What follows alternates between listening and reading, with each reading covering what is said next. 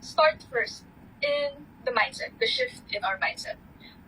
You have to believe yourself. Kailangan mo paniwalaan yung sarili mo. More than anyone. So, you have to trust in yourself first. And more than that, trust in the process. Trust na makukuha nyo, i-manifest nyo, i-claim nyo, magkakaroon kayo ng left and right in the future. You have to claim it, you have to claim that energy. This definition of success will come from within you, sa sarili mo.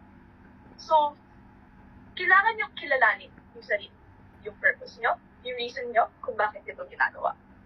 Okay, second, is to seek out or reach out.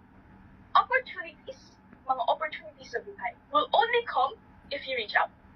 First, ikaw muna ang mag-reach out. Okay? Kasi, when you think of opportunities, it's usually the parang, dadating lang siya sa atin. It will come by luck. Swerte ka lang kapag dumating yung opportunity. But we have to change that mindset.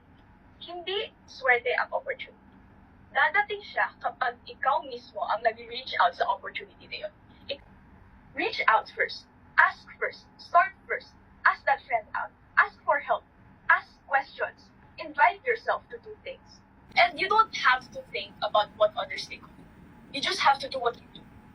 I went to JC because I wanted a change. And when I did go to JC, I saw that change happen. And that change happened because I reached out first. And then, last is to invest on yourself. So, ayun, kailangan po natin alalahanin na lalo na sa social media, you present yourself, you present the business, and you present the product. So, kailangan nyo po ito mahalin. Yung sarili nyo po, yung produkto nyo po, yung business nyo po.